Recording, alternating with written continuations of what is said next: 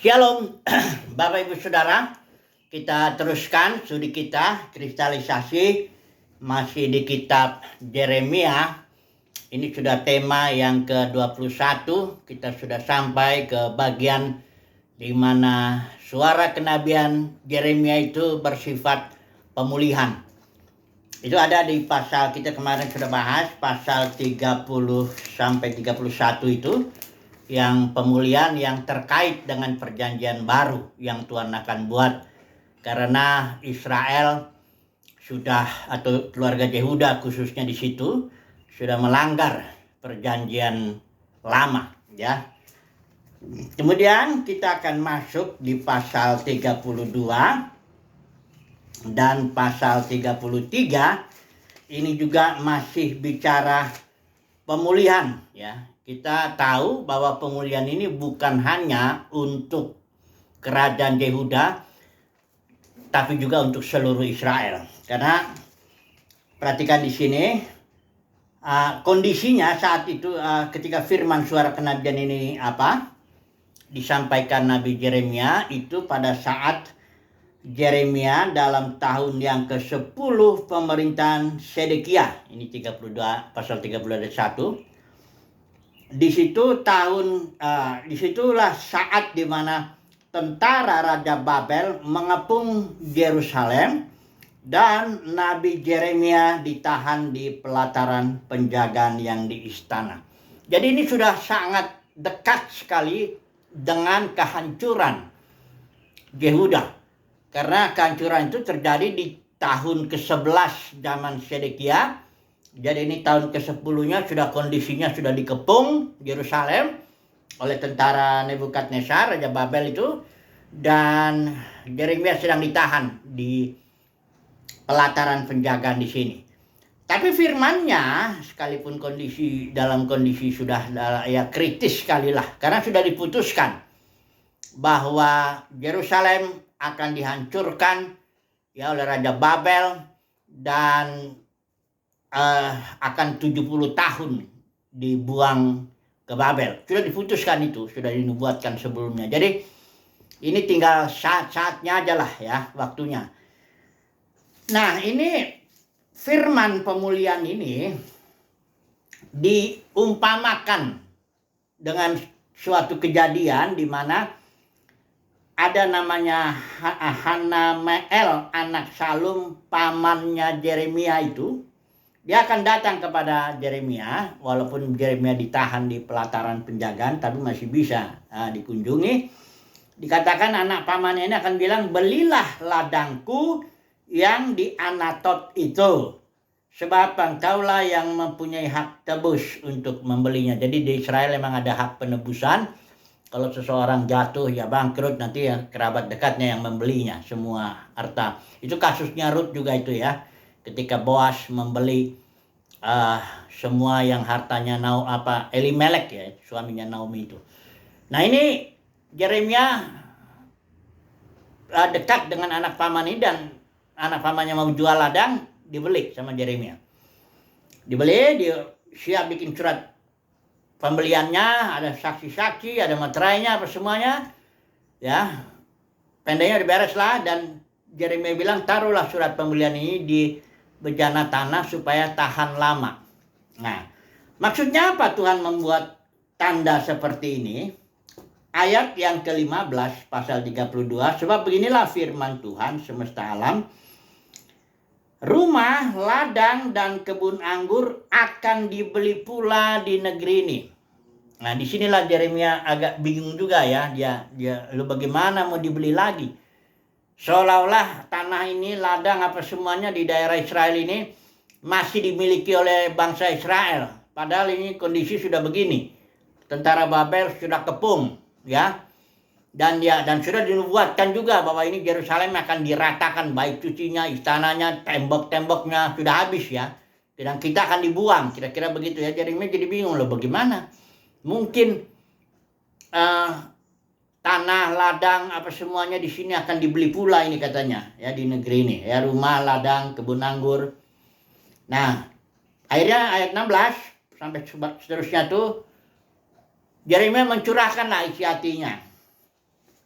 Tuhan jawabnya sederhana aja, apa ada sesuatu yang mustahil untukku, kata Tuhan. Apa ada sesuatu yang sukar bagiku, ya.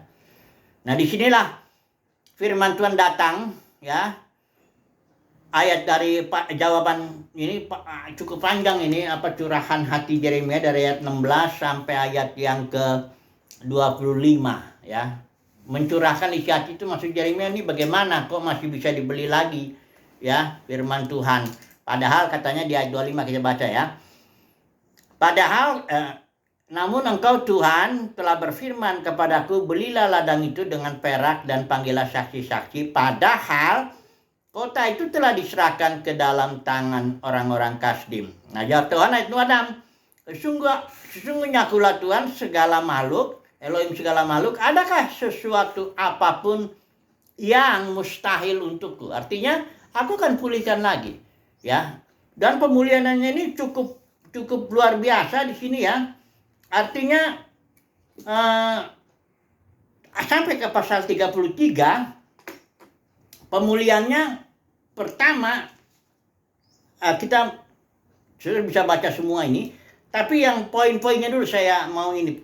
Yang intinya Israel akan kembali lagi, ya, ke tanah perjanjian, kepada tanah yang Tuhan janjikan itu, ya.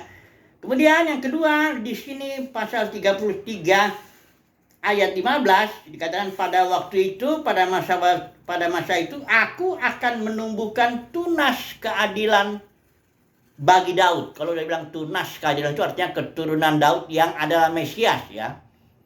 Bukan hanya keturunannya aja, ya. Ini dijanjikan lagi Mesias, ya. Dikatakan di sini pada ayat 16, pada waktu Mesias itu nanti memerintah, Yehuda akan dibebaskan, Yerusalem akan hidup dengan tentram, ya. Dan sebagainya di situ. Dan ayat 17 janjikan lagi, pokoknya keturunan Daud tidak akan terputus duduk di atas tahta kerajaan kaum Israel. Nah, ini ada lagi satu perjanjian yang Tuhan katakan di sini akan Tuhan pulihkan, ya. Ayat 21 dikatakan juga perjanjianku dengan orang-orang Lewi, yakni imam-imam yang menjadi pelayanku, itu juga tetap akan Tuhan pulihkan lagi, ya. Nah, di sini nanti kita coba dulu merenungkan ini, ya. Ini kejadiannya seperti ini, ya, ceritanya. Ini firman pemulihan yang ada di pasal 32, 33. Dan sekarang kita mau coba memikirkan apakah maksud Tuhan pemulihan ini artinya Tuhan akan kembali bertindak melalui perjanjian lama.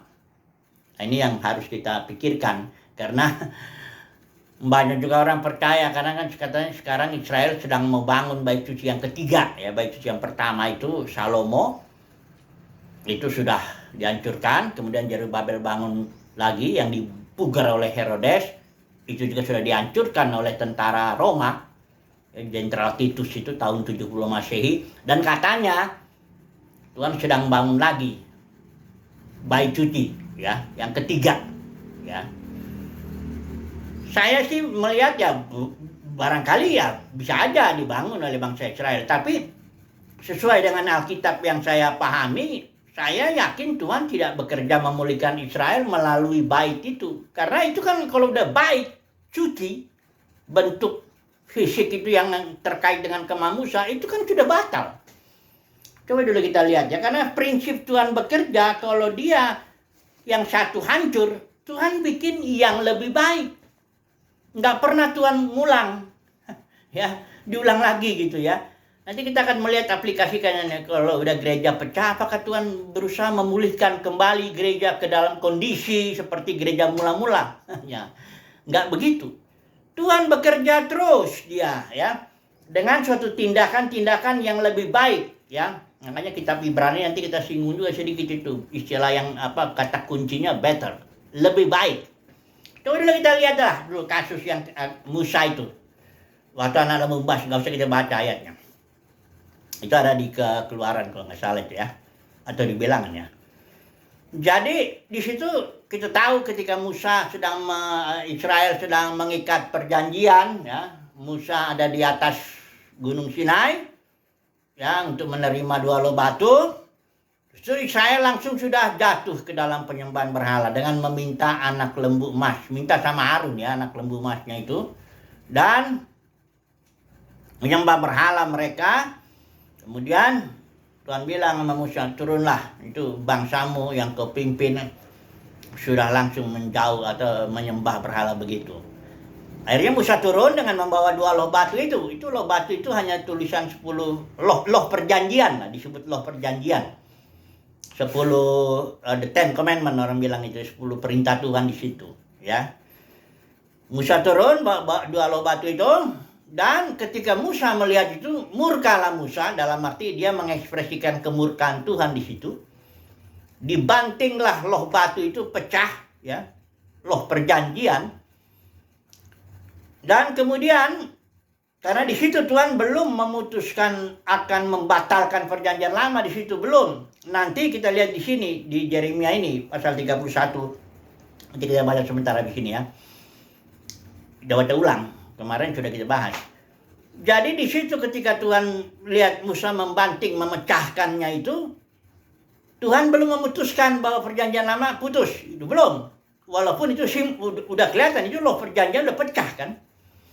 Tapi Tuhan bilang, buatlah lagi loh batu, biar aku tulis lagi. Tapi juga buatlah tabut. Ini bukan tabut yang dibuat oleh ahli apa ya, Aholiab itu siapa itu namanya yang membuat kemah suci Musa. Bukan itu tabut yang dimaksud di sini, bukan tabut perjanjian yang ada yang ada 2 loh batunya, ada buli-buli apa isi mana, ada tongkat Harun, bukan itu ya. Bukan tabut perjanjian yang di kemah Musa, bukan. Ini tabut disuruh Tuhan bangun, Tuhan buat, Musa disuruh bikin dulu tabut ya, taruhlah itu dalam tabut. Jadi artinya lebih baik kan itu. Tadinya loh batu itu dipegang Musa begitu aja dan bisa dibanting kalau Musa marah. Jadi Tuhan bilang, buatlah ya supaya terpelihara itu tabutnya itu, yang walaupun nanti pada akhirnya dibangun lagi kemah Musa itu kan tabut yang lebih bagus itu dengan emas dan sebagainya itu. Jadi Tuhan selalu berbuat hal yang lebih baik daripada sebelumnya. Kalau gagal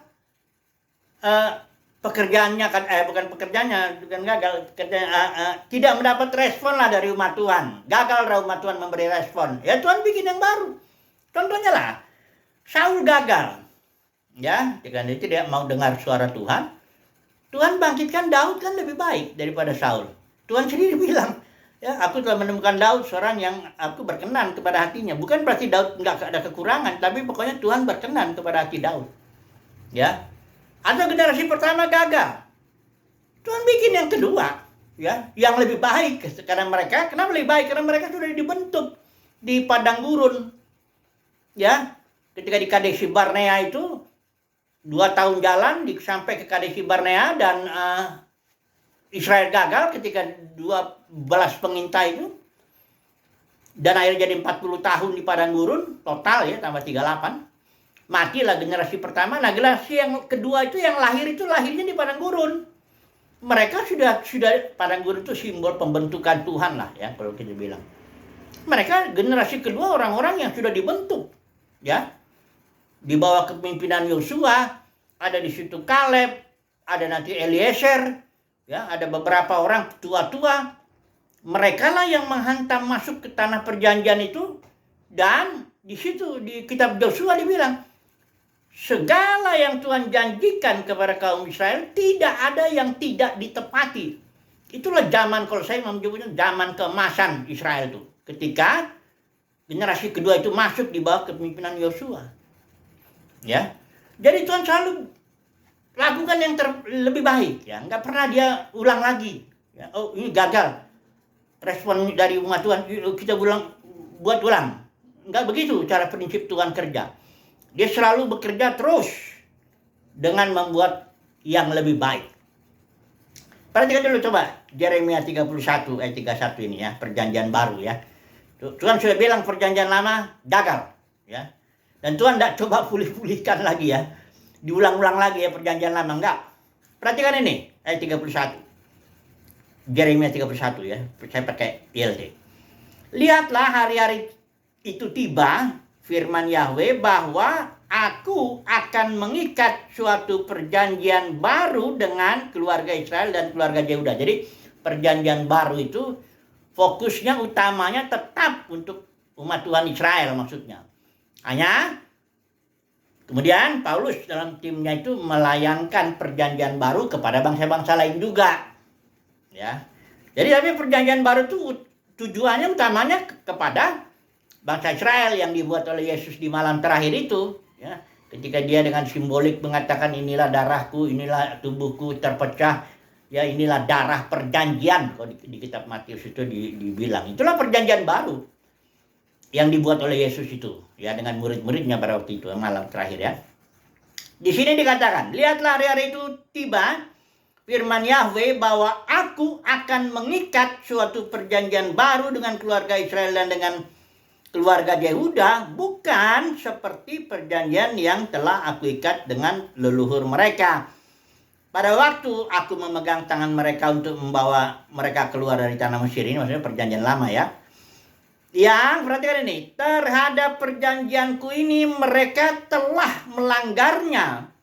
Walaupun aku telah menjadi suami bagi mereka, ya. Makanya Israel itu istrinya Yahweh kalau dibilang itu, ya. Karena sifat perjanjian lama itu seperti suami dengan istri.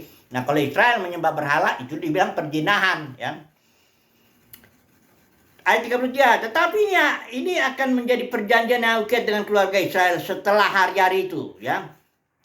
Perjanjiannya lebih bagus perjanjian baru. Kenapa? Karena Taurat yang tadi, loh perjanjian yang tadinya di luar Israel yang bisa dipecahin sama Musa itu karena marah.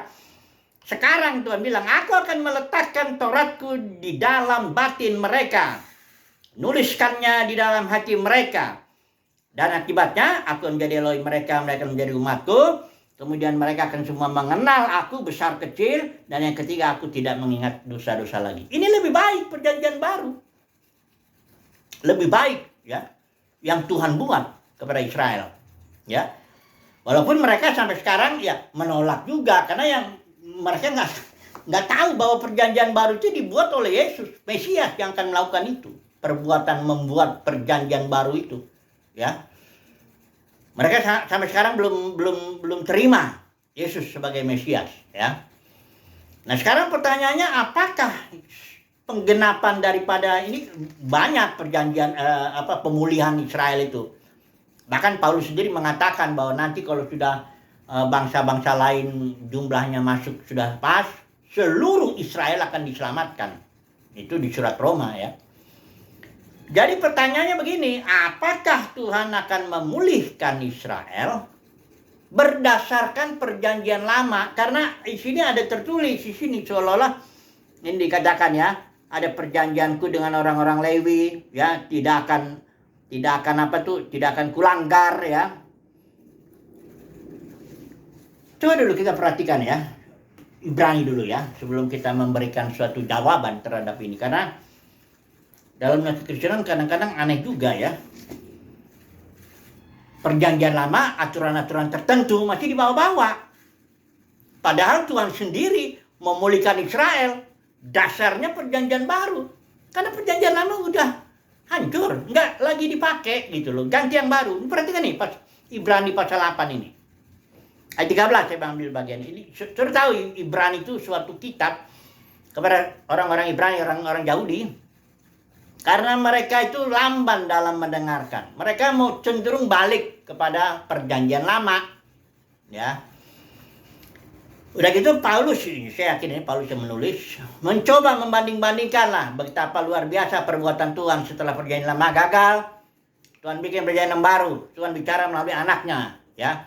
Dan Yesus dibandingkan lah dengan Musa, dengan Imam Besar Harun, ya. Bagaimana ibadah perjalanan dibanding-bandingkan semua. Keimaman Harun itu kan, itu Harun, aturan Harun, yang ini aturan Melkisedek. Pokoknya semua dibanding-bandingkan. Dan kesimpulannya better, lebih baik. Karena memang begitu prinsip Tuhan. Selalu dia bekerja lebih baik kalau yang satu gagal. Karena pihak umatnya tidak memberi respon yang baik. Pasal 8 Ibrani. Coba lihat kita baca ayat ke-13 ini. Ini berkatanya begini. Dengan mengatakan, saya pakai ya, dengan mengatakan baru, ini perjanjian baru maksudnya ini, dia telah membuat yang pertama, itu perjanjian lama itu, menjadi usang. Dan apa yang menjadi usang dan menjadi tua, sudah dekat pada kemusnahannya. Coba dulu kalau terjemahan Elia atau apa ini, Ibrani pasal 8 gitu ya. Jadi ingat ya, ini kita lihat jangan mengakhirkan di luar konteks. Ini memang konteks seluruh kitab Ibrani sedang membanding-bandingkan yang baru dengan yang lama. Dan kesimpulannya yang baru ini lebih baik. Kenapa engkau tidak terima, nggak bergerak maju ya? Karena orang Ibrani ini dianggap sudah menurut waktu kalian ini sudah harusnya jadi pengajar ya. Nggak lagi harus diajar-ajarain begini. Perhatikan nih Ibrani pasal 8 bagian yang ayat 13 ya. Oleh karena ia berkata-kata tentang ini dipakai istilahnya ada perjanjian.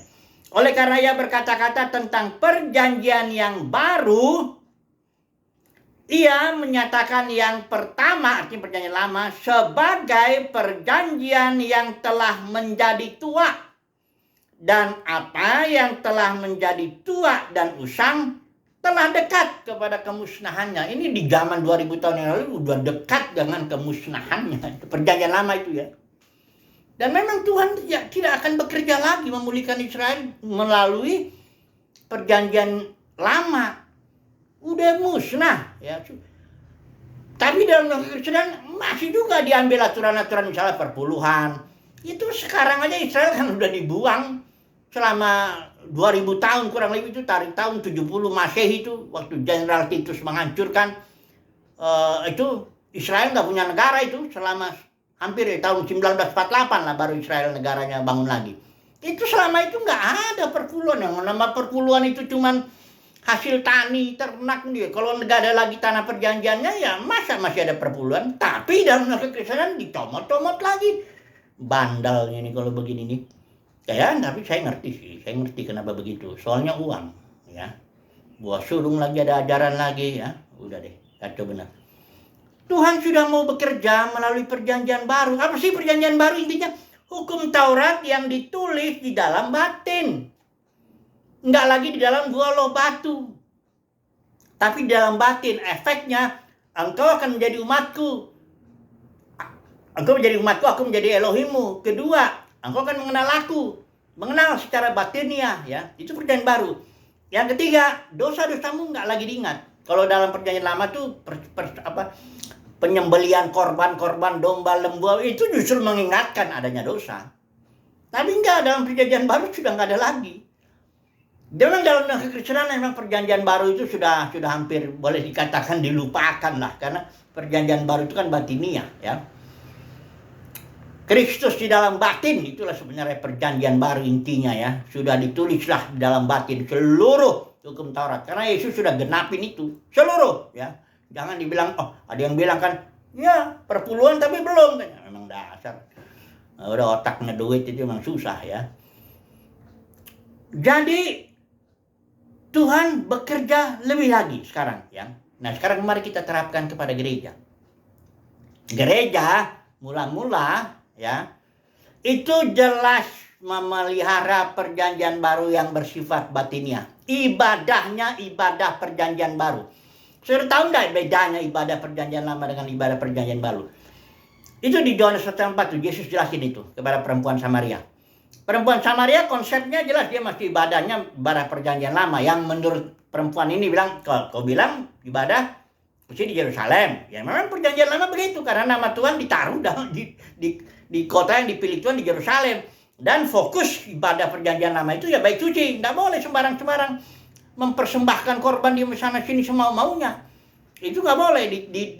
Haruslah di tempat di mana namaku kutaruh di situ kata Tuhan. Ya, emang begitu. Harus di Yerusalem ibadah. Dan itu ingat perjanjiannya antara Yahweh dengan bangsa Israel. Samaria ini sebenarnya bukan sepenuhnya Israel. Nah, bukan Israel itu sebenarnya, maka bangsa-bangsa lain masuk ke situ, dimasukin ke situ. Hanya mereka ikut-ikut ibadah seperti Israel. Nah, mereka ibadahnya di Gunung Gerizim. Makanya perempuan ini bilang sama Yesus, kata kamu harus di Yerusalem. Kami, dia mau bilang ya, kami di Gunung Gerizim. Yesus bilang ada saatnya perempuan, ya. Ada saatnya, artinya Yesus bilang perjanjian ibadah itu enggak, perjanjian lama itu rubuh, perjanjian baru yang akan kubuat nanti, enggak begitu ibadahnya. Ibadahnya bagaimana? Atau menyembah Tuhan cara dalam roh dan kebenaran. Artinya batinia. Hukum Tauratnya kan sudah ditulis dalam batin, ya. Sudah dalam Kristus dalam batin. Istilah Kristus itu, Kristus adalah hidup kita, Kristus adalah kemuliaan kita, semua batinnya, ya. Karena itu Paulus bilang harta dalam bejana tanah liat, ya. Ibadah perjanjian baru itu adalah mengikuti pimpinan Kristus dalam batin. Mendengar suara Kristus dalam batin dan mengikutinya. Jadi itu makanya di pemenang itu orang yang dipanggil, dipilih dan setia mengikuti suara anak domba, mengikuti anak domba kemana saja anak domba pergi. Ibadah perjanjian baru bukan datang ke gedung denominasi, nyanyi-nyanyi di situ, bikin liturgi ini dengan segala aturan agamawinya, begini, begitu, bukan begitu lagi. Sudah roboh. Model perjanjian lama aja udah nggak ada lagi, itu lihat berarti Ibrani pasal 8 sudah dekat dengan kemusnahannya, dan Tuhan akan pulihkan Israel atas dasar perjanjian baru. Makanya coba saudara lihat itu di Yerusalem baru, di mana seluruh Israel dipulihkan. Saudara tahu itu mempelai anak domba itu adalah Yerusalem baru, ya, karena saudara lihat di pasal 21 itu seorang malaikat datang kepada Rasul Yohanes bilang, marilah ke sini, aku akan menunjukkan kepadamu pengantin perempuan mempelai anak domba. Kenapa Israel disebut mempelai anak domba? Karena memang dasar perjanjian lama kan suami istri, ya. Nah, jadi dia mempelai. Terus ayat 10 bilang, akhirnya Rasul Yohanes dibawa dalam roh, dia melihat kota yang kudus. Jadi kalau malaikat bilang, sini aku tunjukin dia mempelai perempuan, ya, mempelai anak domba, terus ditunjukinya kota Yerusalem baru. Nah, berarti kota Yerusalem baru kan mempelai anak domba, kan. Jadi kota Yerusalem baru itu orang, ya, simbol daripada Israel sebagai mempelai anak domba. Saudara lihat di pasal 22, nggak ada lagi bait di situ, ya. Bait suci itu jelas sih. Soal perjanjian lama pokoknya harus ada baitnya. Itu memang kalau pelayanan perjanjian lama fokusnya di bait suci itulah, dan itu hanya suku Lewi yang boleh melayani di situ, ya. Makanya dalam kekristenan suka dikutip-kutip, ya, kami ini para pendeta atau beberapa bilang kami ini suku Lewi, ya, kami ini imam-imam. Nah, tujuannya maksudnya kami berhak menerima perpuluhan. Nah, itu ujung-ujungnya duit juga. Susah, ya. Nah, perhatikan di sini di bait di Yerusalem baru. Di sini hanya ada tahta Elohim dan tahta anak domba, artinya fokus kepada Kristus itu. Nggak ada lagi bait di sini. Perhatikan ayat 22 pasal 21. Dan aku, kata Rasul Yohanes, tidak melihat bait suci di dalamnya. Di dalam kota Yerusalem baru nggak ada bait suci. Artinya ibadah model perjanjian lama nggak ada lagi. Itu kan hanya simbol aja. Perjanjian lama kan menunjuk kepada Kristus. Jadi di dalam Yerusalem baru, orang maksudnya, ya, Israel, ya, secara khusus, itu fokusnya tahta Elohim dan tahta anak domba. Nggak ada lagi mataharinya juga, ya, karena Elohim itu menjadi terangnya. Di situ ada pohon kehidupan. Israel kan jadi berkat, ya. Sungai airnya itu ditawarkan tuh pasal 22 itu, ya. Kasih karunia masih berlaku itu, ya. Ayat 17 pasal 22. Roh dan pengantin perempuan itu berkata, marilah, ya, siapa yang haus datang, hendaklah yang mengambil air kehidupan dengan cuma-cuma. Kemudian pohon kehidupan itu juga daun-daunnya itu menyembuhkan bangsa-bangsa. Dasar pemulihan Israel itu apa? Perjanjian baru, yaitu yang dibuat Kristus Yesus itu, di mana Mesias nanti akan memerintah, keturunan Daud, tunas Daud, ya. Jadi jangan dibawa-bawa lagi perjanjian lama, udah musnah, udah dekat. Di Ibrani aja sudah dibilang sudah dekat dengan kemusnahannya, dan memang wajarnya begitu, ya. Misalnya gereja sekarang udah pecah menjadi ribuan denominasi, ya. Itu karena Kisah Para Rasul 20 itu ada beberapa pemimpin dengan ajaran palsu, tarik murid-murid kepada dirinya. Tadinya murid-murid itu dipimpin Roh Kudus. Karena di dalam Kisah Para Rasul itu ada 70 kali istilah Roh Kudus, ya, di dalam 28 pasal itu. Jadi Roh Kudus itu yang memimpin. Ada pemimpin. Rasul Petrus, Rasul Yohanes, Paulus, tapi semuanya itu tawanan roh itu. Tidak ada mereka menjadi manajer ngatur umat Tuhan, punya otoritas atas umat Tuhan. Tidak ada itu. Semuanya tunduk ya, seperti Kolose 2:19, seperti urat-urat dan sendi-sendi dalam tubuh itu, karena organisme gereja itu kan. Hanya sebagai yang mengikat, mempersatukan, mengalirkan hayat. Nggak ada itu. Yang kalau denominasi ini kerajaan manusia. Gara-gara pemimpinnya tarik murid kepada dirinya. Ini tarik ini ribuan. Pecah puluhan ribu. Ya. Ada yang berani bilang 40.000 minimal itu. Denominasi. Nah sekarang kalau udah pecah begini, apa Tuhan mau bekerja lagi lewat denominasi begini? Untuk rencananya ke depan. Zaman berikut. Enggak. Begitu di zaman Rasul Yohanes, gereja sudah jatuh. 7 gereja di Asia Kecil itu. 7 gereja yang Wahyu pasal 2 pasal 3. Tuhan panggil para pemenang. Baru siapa menang? Yang mendapat kasih karunia untuk jadi pemenang ya. Yang dipanggil, dipilih dan setia. Karena dalam kekristenan banyak dipanggil, tapi sedikit yang dipilih. Tuhan tidak bekerja lagi melalui konteks yang kan udah pecah gereja itu. Nggak ada lagi gereja, udah pecah. Kau sudah tahu gelas itu pecah jadi ribuan, puluhan ribu keping. Apa masih ada gereja gelasnya? Kan nggak ada lagi gelasnya. Yang ada keping-keping itu bukan gereja itu, walaupun di sini orang denominasi ini bilang kami gereja. Enggak ada gereja. Pecah. Yang ada para pemenang. Gereja direpresentatifkan oleh para pemenang yang mendapat kasih karunia. Nanti para pemenang ini akan ditampilkan. Di akhir zaman kita kedatangan Tuhan Yesus, itulah putra-putra Elohim tampil untuk melayani segala sesuatu, memulihkan segala sesuatu. Jadi Tuhan tidak bekerja balik lagi. Kan ada kan dulu zaman gerakan, oh Tuhan kembalikanlah kami kepada gereja mula-mula. Itu doa. Atau satukanlah kami. Ada kan. Sekarang kita jawab ya doa Tuhan Yesus di Yohanes 17. Mari kita bersatu. Nah, ada gerakan-gerakan kesatuan gitu. Nggak bisa. Atau oikumene. Oikumene itu gerakan kesatuan. Nggak ada lah itu. Tipu-tipu aja itu jualan pemimpin agama itu. Gereja nggak mungkin lagi. Nggak ada. Udah pecah. Dan tapi diwakili oleh para pemenangnya tiap zaman yang akan ditampilkan nanti. Jadi Tuhan bekerja prinsipnya ini ya, selalu baru. Yang lama ya udah, dan yang baru. Haleluya.